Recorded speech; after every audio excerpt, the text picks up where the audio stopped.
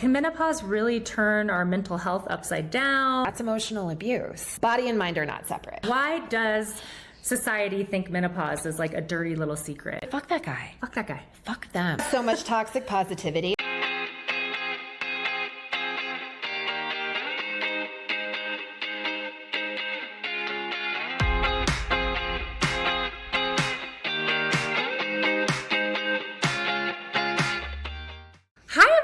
Welcome to the Hot Flash Health Podcast, where we're dishing out unfiltered truth about menopause with a side of sass and a little sprinkle of crass. Get ready to dive into the wild world of hot flashes, mood swings, and all the other joys of being a queenager. Nope, this ain't your grandmother's podcast. We're here to chat about our bodies, our fears, our passions, our desires, all the things while riding this roller coaster of menopause. So grab a glass of wine or maybe a vodka soda. I'm Courtney Marusha. I'll be your podcast host today, and I wanted to introduce my lovely guest of today, Rebecca Zimmerman, who has been my friend, dear friend, for over 20 years. We were just talking about, we'll just say we were 10 when we met. Maybe a little bit older, because we're kind of in this age of aging, which we're talking about today. She is a powerhouse, and I'm so excited to have you on today's podcast.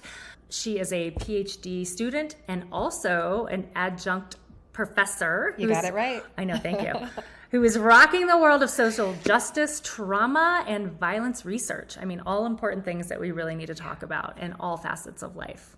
You've got more titles, I think, than a standard queen. So you are a specialist in families and family systems, gender intervention research, public policy, and many more. I mean, look at the brain on this one. She's also a proud grad of DU's MSW program. Yes. I don't know what that stands for. Maybe. Master of Social Work. There you go. And clearly she's doing what she wants to do. And you're currently chairing policy committees, advising Colorado statewide. I am on the public policy committee at the Violence Free Colorado, which is our statewide advocacy group against domestic violence. Wow. I mean, again, thank you so much for being here today. I'm so excited to dive in. Yeah, me too. Okay. Thank you for having me. Yes, absolutely. This is going to be fun. You know, and have cheers. She doesn't drink. I don't know why I'm friends with her, but hey, we can talk about that. Okay, let's talk about that. All right, like kind of turning into the menopause world, because that's what we're here to talk about. Can menopause really turn our mental health upside down? You know, what are some of the things to look at with anxiety, depression, mood swings, all the things that we're feeling? Yeah, absolutely.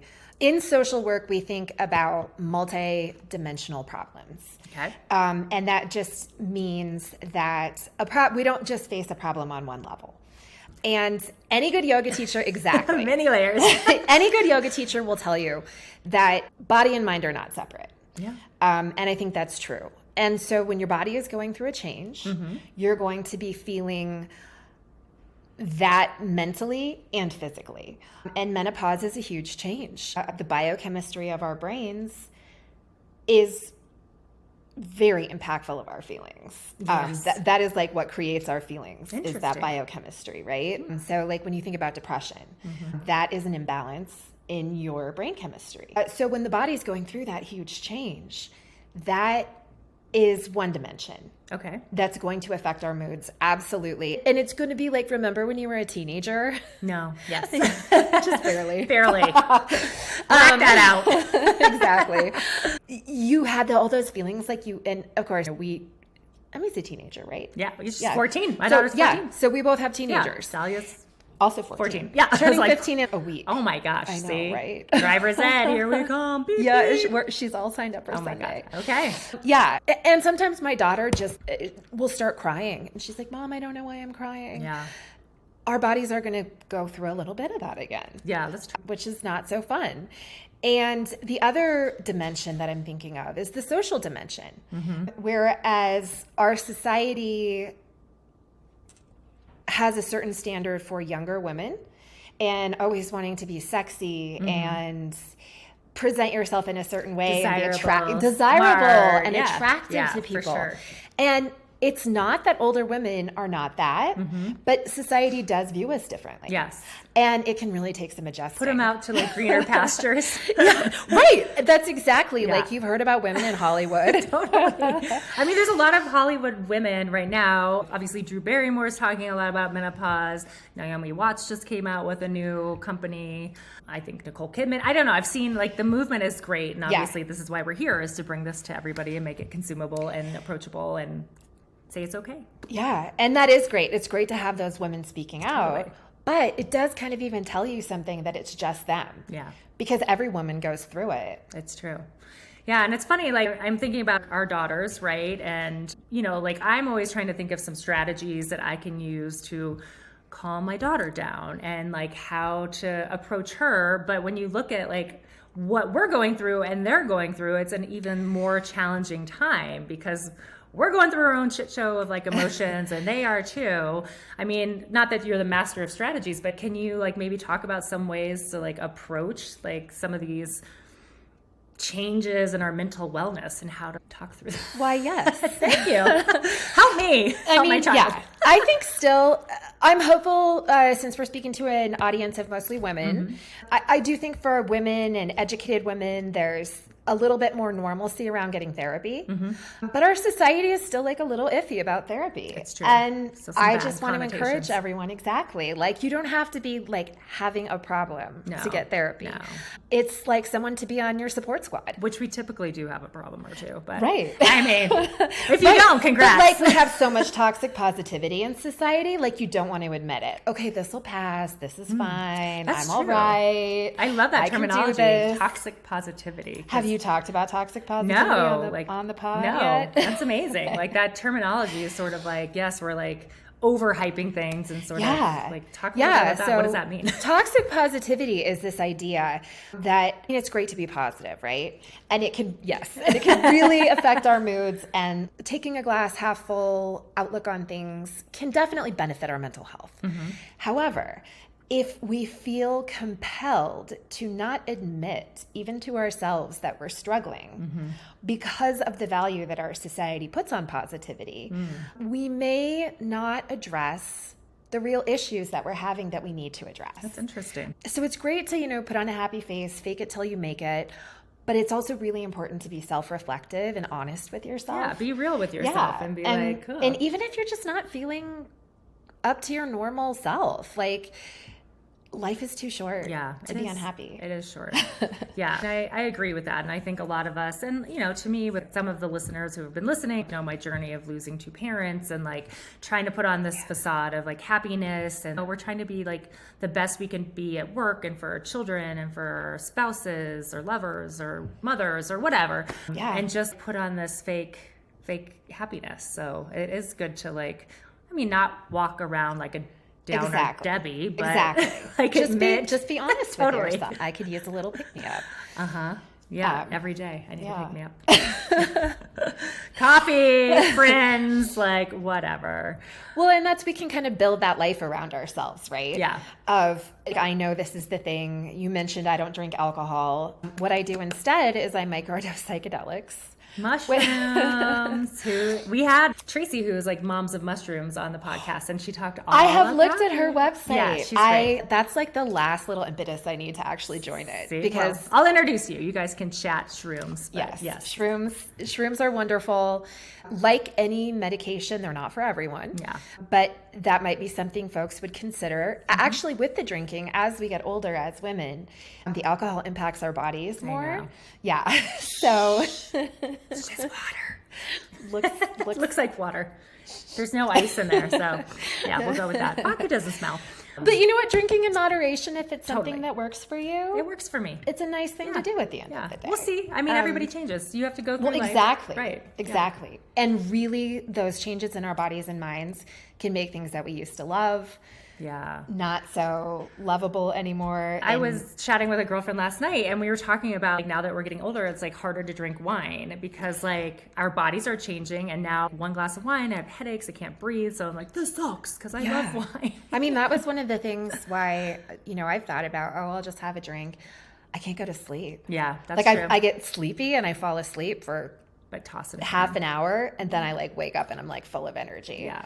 And it just doesn't work for me anymore because I have so much going on. She does. Well, and it's hard. This is a hard topic to bring up in a podcast, but I know Rebecca's story about domestic violence. I've had my own experience, and unfortunately a lot of us women have had negative stories to tell about how we've been treated. Yeah. I'm not really saying like menopause kind of brings out domestic violence, but a lot of what we've gone through and with our changing bodies, it's kind of an important time to reapproach these topics and understand. So I don't know, like when people are dealing with any type of domestic violence, do you like have any helpful, like how to manage stress and like how to kind of give yourself some repose? I don't know if that word is. Repose. Step back from it. Yeah. I do think that menopause, anytime there's like a change in people's lives, those are key times when domestic violence can really start to show up. I think with menopause, it's more like it's yes. Now let's be real, where the root of the problem is, in the root of the word. So I think that tends to be more of like it's been going along the whole time. Like he hasn't been nice to you, or I don't mean to be, or she hetero, yes. Your partner at all. Yeah. Your partner, regardless of gender. Yes. That person has probably been mistreating you for a while, and you may have been hiding in work. You may have been hiding in your kids. And now your kids are off to high school or college, and they don't need you 24/7 anymore. And you're with your partner a lot more. And maybe, unlike Courtney and I, your career is starting to settle down. Yeah.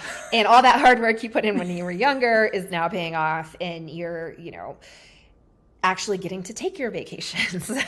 And now you're spending more time with your partner, and you're realizing, and it can also be that confidence. Yeah. And so I think that's a good thing about menopause.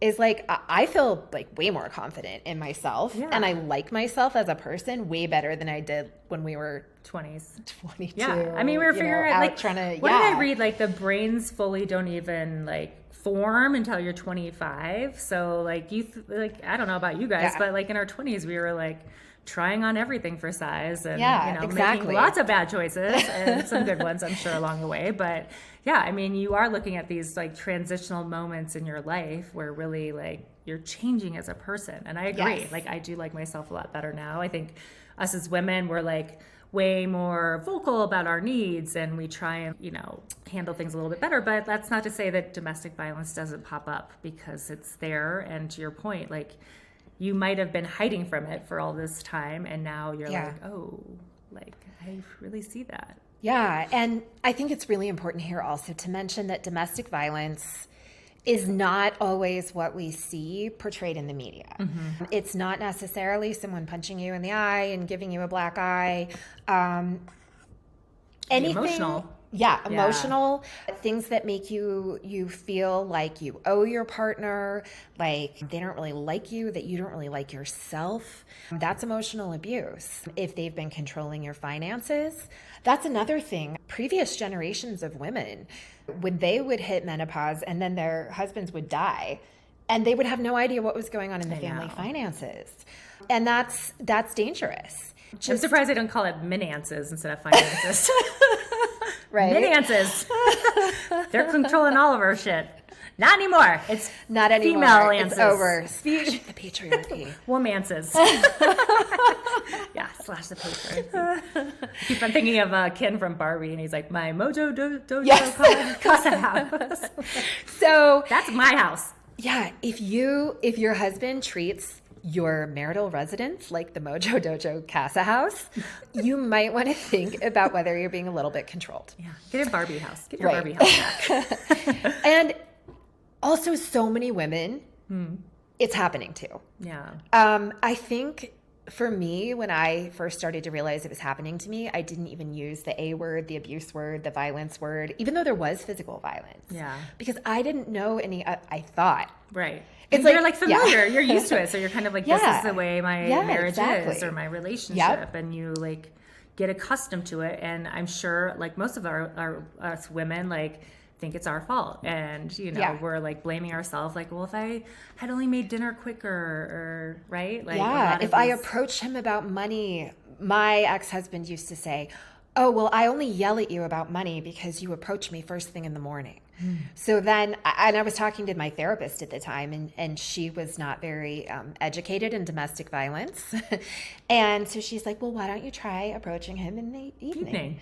And he I'm sure that worked way better. thing, Yeah, right? sure It was like, because it better. wasn't about me. Yeah. I was so convinced that like, oh, I'm asking him about money at the wrong time. Yeah. And it was, he just wanted the control. Person. Yeah, exactly. He wanted the control. And so anytime someone is controlling you in that way, and domestic violence doesn't always mean you have to leave the person. Yeah. But if it's something that you are tired of dealing with, definitely if it's physical, reach out for help. Because like menopause, we only think everybody else isn't going through it because they're not talking about it. Yeah. And once we get our community up for Hot Flash Health, like we'll have all these sorts of resources. I mean, you probably work a lot with this. Is there like a hotline that people can call right now? Not specifically for menopause, And but obviously. It's called The Network. It is out of the National Coalition Against Domestic Violence. I'm going to have to look it up. But honestly, if you Google anything about domestic violence, it will pop up. Yeah. Google has done that, which is awesome. That's great. But I do want to just like really quick read out that number. Yes. Let's get the digits. Slide into my DM. Okay, so yeah. Just came out. So the National Domestic Violence Hotline is 800-799-7233. Yeah. And Courtney will put that up in the episode materials because and you can also text the word begin to 88788.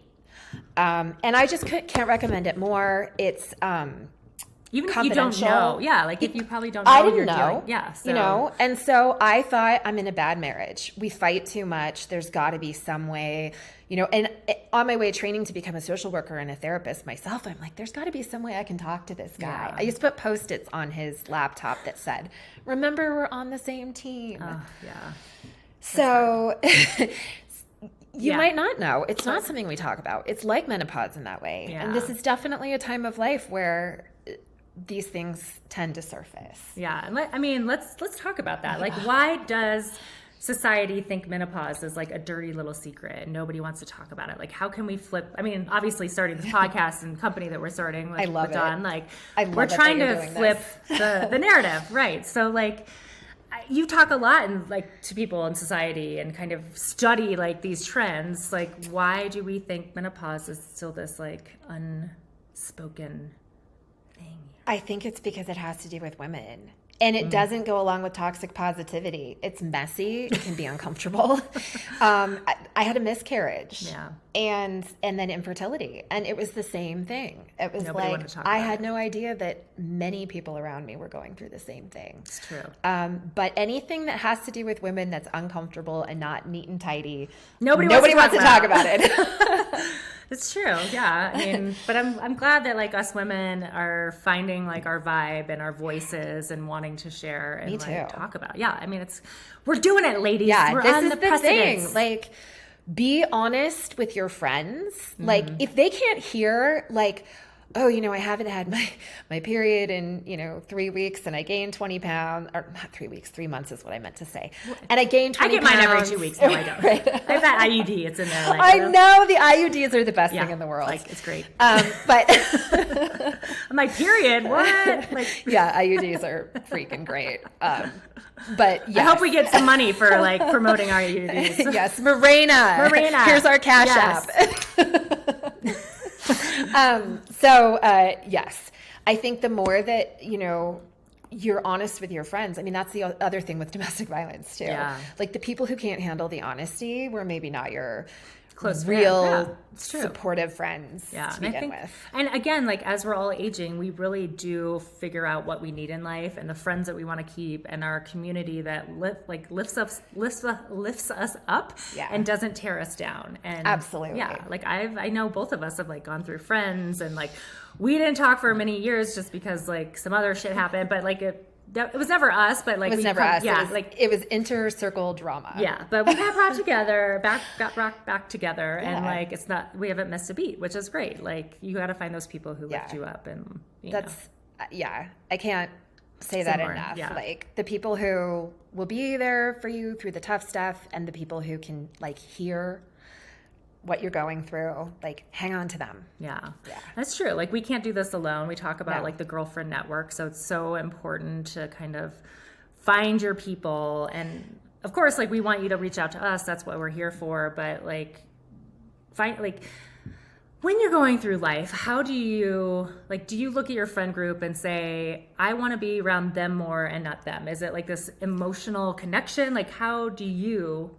I'm really glad you asked that. I've been thinking about that a lot. Me too. Because there are a few people, that I don't talk to really or hang out with anymore. Yeah. And I know you're in the same boat. And I think at different phases in your life, you're after different things in friends. Mm-hmm. Like our friends in our early 20s that we were just talking about, a lot of them were just a lot of fun, and they love to party. Yeah. And we love to party. I still love the party. Yeah, well, I mean, I do without the alcohol. I know. And partying is great, but Totally. that's not what a lifelong friendship is based on. No. You have to have a deeper connection. Right. And then for those who have children, when you have kids, then your friends are like other parents and like other parents in the neighborhood. And not all of those people have like those great friend skills. It's true. And I do think that at this time of life, for the same reasons why the domestic violence tends to be noticeable, I think that is also when we're kind of like, oh, this is a trash friend. I like that. Right? Or A treasure and a trash. Yes. Which friend are you? Treasure, trash. right. And like, honestly, like if someone's same thing as domestic violence, once again, if someone's making you feel bad about yourself, if someone's just not supportive, fuck them. That's what I have Goodbye. to say to you. Bye, Felicia.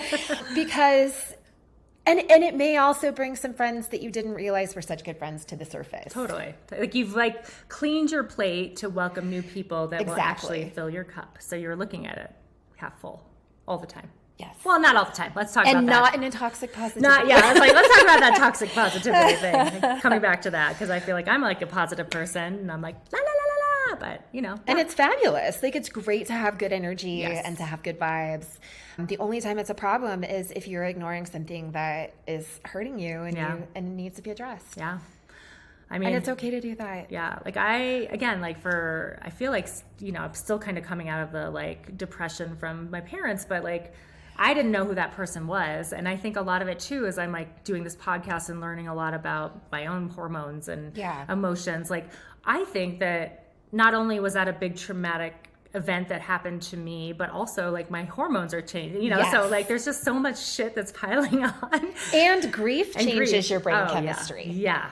And I think that's really important for you to know. And I want you to know Thank that you. mourning that's another thing that's like we don't talk about, that's not I know. normalized in our society. Yeah. Like mourning is okay, crying is okay. Yeah. Crying is just like what you do when there's nowhere for the love you had for those people to go. Yeah. And I feel like crying is good. It's good for our systems to like get It out is. those emotions. It and... is. It actually releases the same hormones as laughing. Oh. Yeah. Well, good to know. So don't feel bad if you're crying about that terrible If you're thing crying that and happened. laughing, that's the best. Unfortunately, in today's society, I feel like that happens more than I want it to. Where I'm like, what is happening? Am I laughing? Am I crying? This is bizarre and not in a good way. I know. Yeah, it's true. It's true. What do I do with these emotions? I don't really know. Let's see some of my other questions. Like how can we, like social workers, right, be menopause mavens? Like how can we support women, especially those in tough situations from domestic violence to changes? So if you're a social worker or a psychologist or a licensed professional counselor or even just a support person in, certain age, what do we call ourselves? Queenagers. Queenagers. We're queenagers. So if you're a support person for a queenager, whether she's like your professional client or, just someone that you love, be open to hearing about it. Mm-hmm. It's not creepy. It's not weird. It's something that every woman goes through.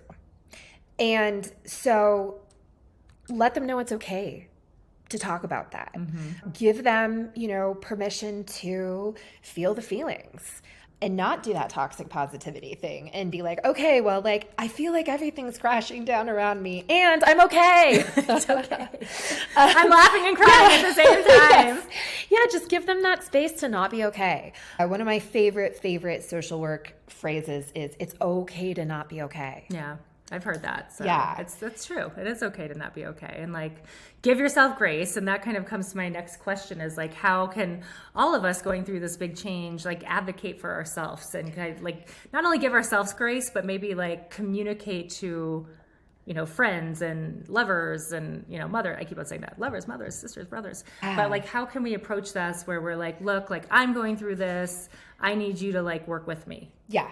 I love your approach, and it's not going to be for everyone, but humor will deflect the weirdness of a situation really well. Yeah. So if humor is something that you've got in your toolbox, go for it. Be funny like Courtney. I would say I'm teaching classes on how to be funny later, so join me. $9.99 a month. No, I'm kidding. She's here all week. Yeah, tip your best.